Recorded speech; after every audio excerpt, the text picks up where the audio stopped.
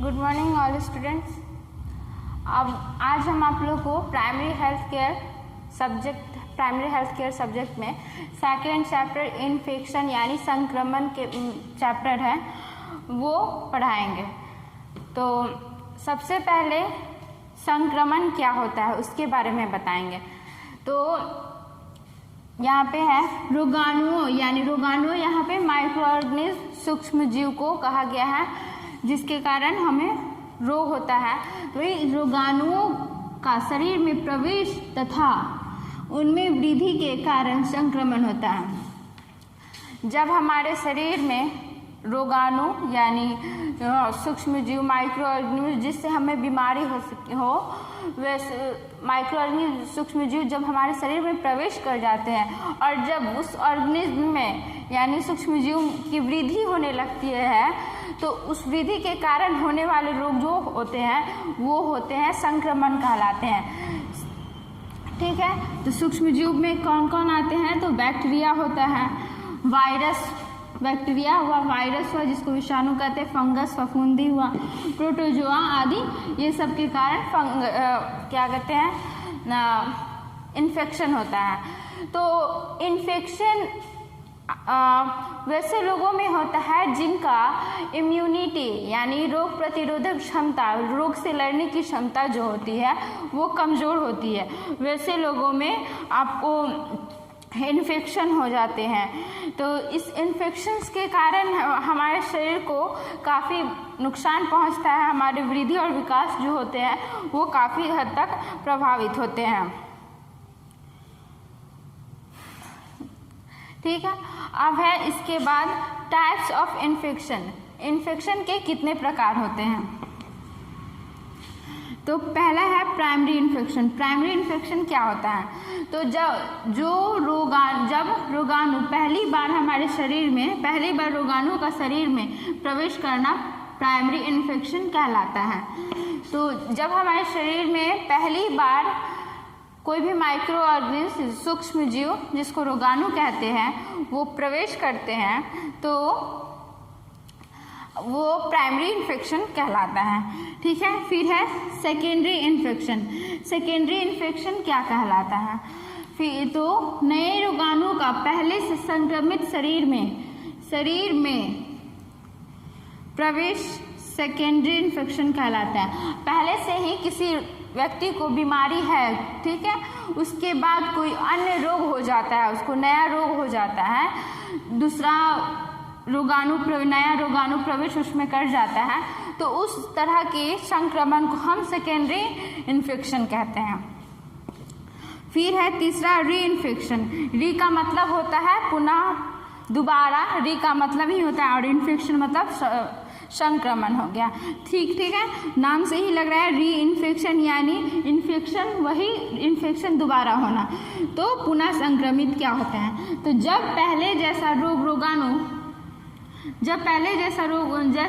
रोगाणु पुनः शरीर में प्रवेश करे री इन्फेक्शन कहलाता है।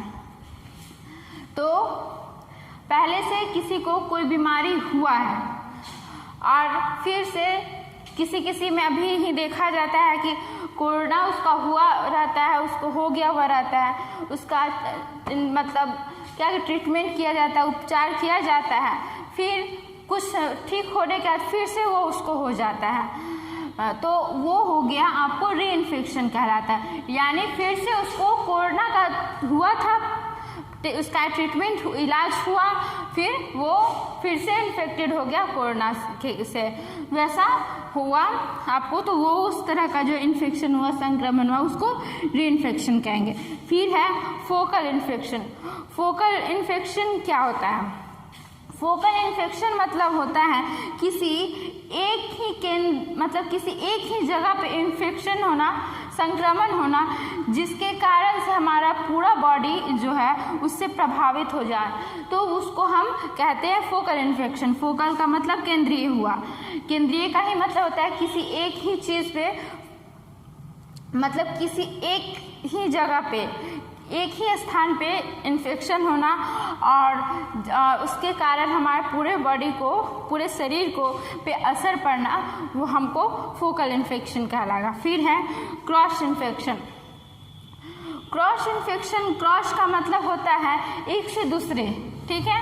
तो यहाँ पे क्रॉस इन्फेक्शन उसे कहते हैं जब एक से दूसरे व्यक्ति में संक्रमण का ट्रांसफ़र हो। ट्रांसफ़र मतलब यहाँ ट्रांसफ़र मतलब स्थानांतरण, एक से दूसरे व्यक्ति में रोगाणु जो है वो फैले, वो ट्रांसफ़र हो, उसको हम कहते हैं क्रॉस इन्फेक्शन। फिर है नोज़ोकोमियल इन्फेक्शन। नोज़ोकोमियल इन्फेक्शन क्या होते हैं? तो नोज़ोकोमियल इन्फेक्शन में जो अस्पताल में, अगर हम अस्पताल में गए, ठीक है, तो अस्पताल में रहने से अगर हमको वहाँ के वातावरण, अस्पताल में बहुत सारे मतलब कि पेशेंट्स आते हैं, तो फिर उनके नीडल्स हुआ फिर उसके से बहुत सारे इन्फेक्शंस जो होते हैं, बहुत सारे पेशेंट के कारण हॉस्पिटल में बहुत सारे इन्फेक्शंस हो सकते हैं। तो हॉस्पिटल में रहने से अगर किसी तरह का आपको इन्फेक्शन हो जाता है, किसी तरह का संक्रमण हो जाता है, तो इसकी वजह से जो संक्रमण होता है हॉस्पिटल में रहने से, उसको हम नोज़ोकोमियल इन्फेक्शन कहते हैं, ठीक है। फिर है लैट्रोजेनिक इन्फेक्शन।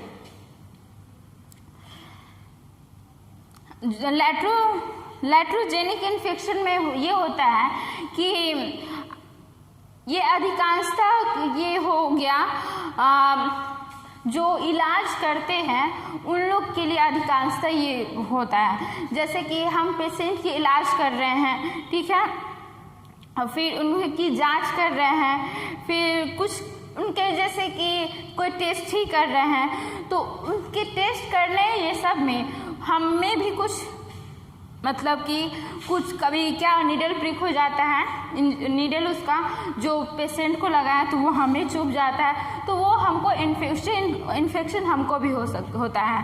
फिर क्या है, सामने वाला कैसा पेशेंट है, तो उसके कारण भी अगर वो फैलने वाला है, एक दूसरे से फैलने वाला अगर ड्रॉपलेट्स है, यानी छींकने से, या फिर एयरबोर्न डिजीज यानी हवा से भी फैलने वाला अगर बीमारी है, तो आसपास रहने से भी क्या होता है, क्योंकि डॉक्टर और पेशेंट या फिर मेडिकल स्टाफ है वो दोनों तो काफ़ी एक दूसरे से क्लोज रहते हैं, तो एक दूसरे से क्लोज होने के कारण वो दोनों में भी इन्फेक्शन, पेशेंट जो होते हैं, मरीज जो होते हैं, उनके इन्फेक्शन डॉक्टर्स में या फिर नर्स में, फिर मेडिकल स्टाफ में कोई भी हो, उन्हें फैल सकता है। तो उस तरह के संक्रमण जो होते हैं हॉस्पिटल में, जो क्या कहते हैं, जांच और इलाज के दौरान जो हो जाते हैं, उस तरह के इन्फेक्शन को हम लैट्रोजेनिक इन्फेक्शन कहते हैं।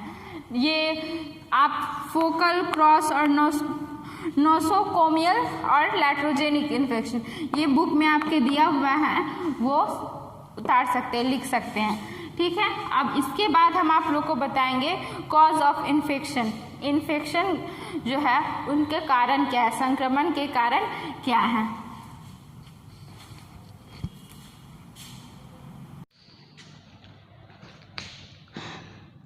टाइप्स ऑफ इन्फेक्शन के बाद आया कॉज ऑफ इन्फेक्शन, संक्रमण के कारण। संक्रमण के कारण क्या है, तो संक्रामक रोग मतलब जो हम एक से दूसरे व्यक्ति में जो फैलते हैं वो रोग, माइक्रोऑर्गेनिज्म के कारण जो रोग होते हैं, सूक्ष्म जीव के कारण, उसे संक्रामक रोग कहते हैं। तो संक्रामक रोग संक्रमित व्यक्तियों, जो व्यक्ति को इन्फेक्शन लग चुका है वैसे व्यक्ति को हम संक्रमित व्यक्ति कहेंगे। तो संक्रमित व्यक्तियों, संक्रमित जानवर हुए। फिर है संक्रमण के स्रोत, फिर संक्रमण के स्रोत संक्रमित व्यक्ति के व्यवहार पदार्थ, यानी व्यर्थ पदार्थ को यहाँ पे लिख देंगे, व्यर्थ पदार्थ भी बोल सकते हैं इसको।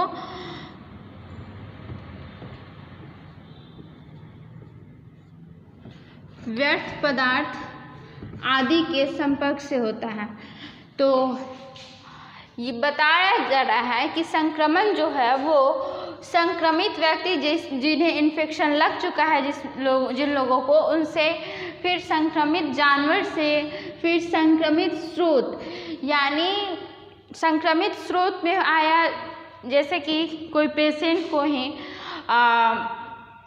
इंजेक्शन लगाते हैं तो वो इंजेक्शन भी एक मतलब इन्फेक्टेड हो जाता है, संक्रमित हो जाता है, क्योंकि उसका ब्लड उसमें आ गया तो वो उसको पूरी तरह से संक्रमित कर दे, तो वो एक स्रोत कहला गया। ठीक है, तो संक्रमित स्रोत हुआ संक्रमित व्यक्ति के व्यर्थ पदार्थ। ठीक है, तो संक्रमित व्यक्ति के व्यर्थ पदार्थ यानी उसके शरीर से निकलने वाले जो व्यर्थ पदार्थ होते हैं, जैसे कि थूक खकार, फिर यूरिन हुआ, मल हुआ, ये सब जो निकलते हैं, उन्हें वो व्यर्थ पदार्थों के संपर्क में यदि दूसरा कोई आता है तो वो संक्रमण के फैलने का कारण होता है। तो संक्रमण फैलते हैं जो उसका स्रोत कौन कौन सा हो सकता है। तो पहला है ह्यूमन बींग्स यानी मानव, जो संक्रमण देते हैं। मानव हुआ, मानव में क्या कहते हैं, मानव को जिस यहाँ पे दिया हुआ है जो संक्रमण देते हैं वो कैरियर कहलाते हैं। ठीक है, जैसे कि मलेरिया एक रोग है, तो जिस व्यक्ति को मलेरिया हो जाता है तो क्योंकि मलेरिया हो गया तो वो रोगग्रस्त हो गया, तो रोगग्रस्त हो गया तो उस व्यक्ति को हम कहेंगे होस्ट। ठीक है, जो व्यक्ति को मलेरिया है उसको हम कहेंगे होस्ट। फिर जो संक्रमण देता है, तो संक्रमण फैलाने का कारण का काम कौन करता है, वो है मच्छर करता है। मच्छर जो हो गया वो कैरियर हो गया। ठीक है, तो ये हुआ तो जो संक्रमण फैलाता है उसको हम कहते हैं कैरियर। जो कैरियर वैसा होता है जो आपको या वो खुद को मतलब कि समझिए कैरियर वैसा हो सकता है जो खुद को कोई नुकसान भी ना पहुंचाए और दूसरे तक वो रोग पहुंचा दे, तो वो आपको कैरियर कहलाएगा। या फिर वे एक वैसा रोगग्रस्त व्यक्ति भी हो जो खुद को ठीक करने के लिए मतलब ट्रीटमेंट चला रहा, स्वस्थ हो रहा हो, ठीक है, स्वस्थ का लाभ उठा रहा हो और वो अपना स्वस्थ भी हो रहा है और फिर वो रोग को भी एक अपने से दूसरे व्यक्ति में ट्रांसफ़र करता हो, तो वो व्यक्ति दो तरह का आपको हो गया कैरियर। तो पहला जो कैरियर हेल्थ का, एक कैरियर भी दो तरह का होता है, एक होता है हेल्दी कैरियर।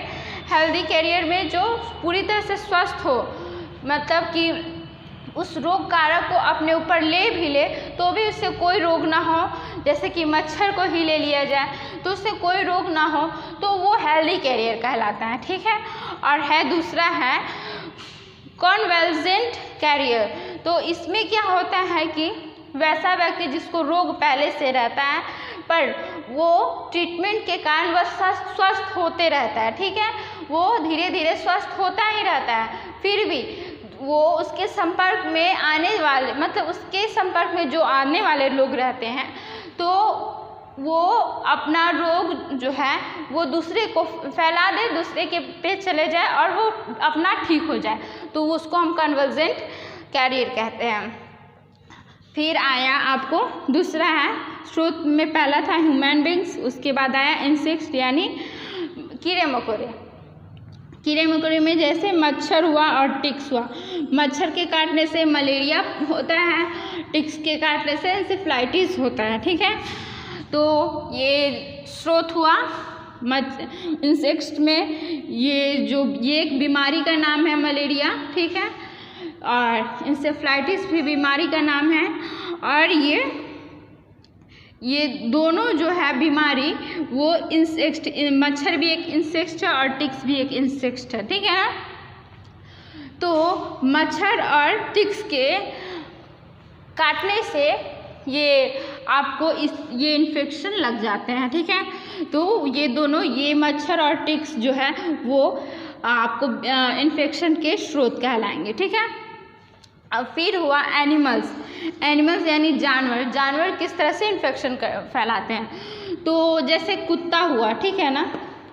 कुत्ता अगर किसी को काट लेता है तो काटने से हमको रेबीज़ हो जाता है, तो वो रेबीज़ हो जाता है। और रैट भी इन्फेक्शन फैलाता है जिससे प्लेग हो जाता है। अत्यधिक चूहा मतलब चूहा के काटने से प्लेग हो जाता है। तो यहाँ पे रेबीज़ बीमारी हुआ और प्लेग भी बीमारी है, तो ये दोनों बीमारी का स्रोत ये कुत्ता और चूहा है, ठीक है। तो एनिमल में एग्जाम्पल में कुत्ता और चूहा हो गया, ठीक है। फिर है फूड्स। खाना में कैसे अब दूषित भोजन खाएंगे, जैसे हम खुले भोजन को खुले छोड़ देते हैं, तो खुले पे छोड़ देने के कारण कहीं कहीं से मक्खी उड़ करके आ जाते हैं और भोजन पे बैठ जाते हैं। अब भोजन पे बैठने के कारण भोजन तो दूषित हो जाता है, जिसके कारण से अमेबियासिस और एक और होता है डिसेंट्री भी कहते हैं, तो वो हो जाता है भोजन दूषित होने के कारण। तो यहाँ पे ये जो फूड ये सोर्स हुआ अमेबियासिस और डिसेंट्री बीमारी के लिए, ठीक है ना, जिसको पेचिस भी कहते हैं, ठीक है। और फिर ड्रिंक यानी कोई ड्रिंक मतलब यहाँ कोई पीने वाला चीज़ हुआ, तो पीने वाली चीज़ से भी हमको बीमारी होता है, जैसे कॉलरा हो गया, टाइफाइड हो गया। अगर दूषित हम जल पिएंगे, दूषित पानी पिएंगे तो हमको ये कॉलरा हो सकता है, टाइफाइड हो गया। तो यहाँ पे इस दोनों बीमारी का स्रोत जो है वो ड्रिंक करने वाला चीज़ हुआ, यानी पेय पदार्थ हुआ, वो आपको स्रोत कहलाएगा, संक्रमण के स्रोत हुए, संक्रमण फैलाने वाले स्रोत हुए, ठीक है। फिर उसके बाद है नोसोकॉमियल। अब बताते हैं कि नोसोकॉमियल जो है वो आपको इन्फेक्शन फैलाने के स्रोत किस तरह से कहलाएंगे, ठीक है। तो जैसे कि आपको नोसोकॉमियल में संक्रमण के बुक में आप लोग देखिएगा, नोसोकॉमियल, फॉमिट्स और ऑपरेटिंग रूम जो है वो कैसे फैलाते हैं उनके बारे में बुक में दिया हुआ है। हम बुक से आप लोग को बताते हैं। संक्रमण के स्रोत दूसरे रोगी, विजिटर, ये जो मिलने आते हैं उनको विजिटर्स कहते हैं, और ऑपरेटिंग रूम में कार्यरत लोग होते हैं, ठीक है। तो जो क्या कहते हैं, जो लोग को इलाज हम लोग किए जाते हैं, ठीक है, क्या कहते हैं, जो मरीज आते हैं, ठीक है, मरीज आए, फिर मरीज जो हुए और वहाँ के जो स्टाफ्स लोग हुए, फिर जो लोग मिलने आते हैं वो लोग हुए, और उनके जो इस्तेमाल करने वाले जो सामान सब होते हैं, तो उनसे जो होने वाले रोग जो होते हैं, तो वो रोग वो भी एक संक्रमण कहलाता है। तो उस तरह का संक्रमण जो होता है वो नोसोकॉमियल स्रोत के कारण होता है। उसमें एग्जाम्पल में नोसोकॉमियल में उसका स्रोत आएगा आपको विजिटर्स, यानी मिलने आने वाले लोग हुए। फिर ऑपरेटिंग रूम में जो और भी सारे स्टाफ जो लोग होते हैं वो लोग आपको कहलाएंगे। फिर फॉमिट्स का मतलब होता है जो रोगी होते हैं उनके द्वारा उपयोग में लिए जाने वाले वस्तु, जैसे कि कोई चादर हुआ, फिर इंस्ट्रूमेंट सब हुआ, आपको सीजर होता है, वो सब जो यूज़ में लिए जाते हैं वो हुआ। फिर सिरिंज हुआ, नीडल हुआ, ये सब जो होते हैं जो मरीज़ के उपयोग में लिए जाते हैं, उनके द्वारा भी इन्फेक्शन जो होते हैं वो फैलते हैं। तो ये भी इन्फेक्शंस को फैलाने के एक स्रोत होते हैं, ठीक है। फिर है ऑपरेटिंग रूम। ऑपरेटिंग रूम को यहाँ पे स्रोत का संक्रमण का स्रोत इसलिए कहा गया है क्योंकि ऑपरेटिंग रूम में जो पेशेंट्स लोग आते हैं तो अब पेशेंट्स लोग को किसी भी तरह का इन्फेक्शन संक्रमण हो सकता है, तो उसके कारण से वहाँ का वातावरण जो होता है, वहाँ का एनवायरनमेंट वो दूषित हो जाता है।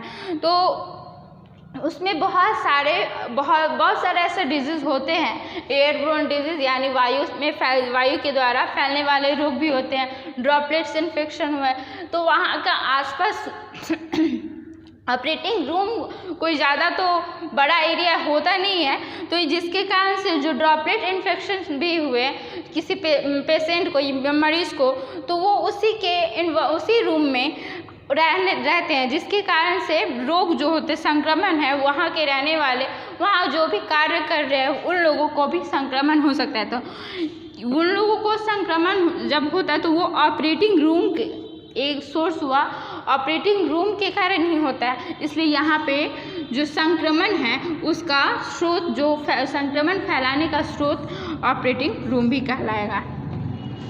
अब है आपको पोर्टल ऑफ एंट्री, यानी रोगाणु के प्रवेश मार्ग कौन कौन से होते हैं, वो ये इस बारे में हम आप लोग को कल बताएंगे, ठीक, नेक्स्ट क्लास में।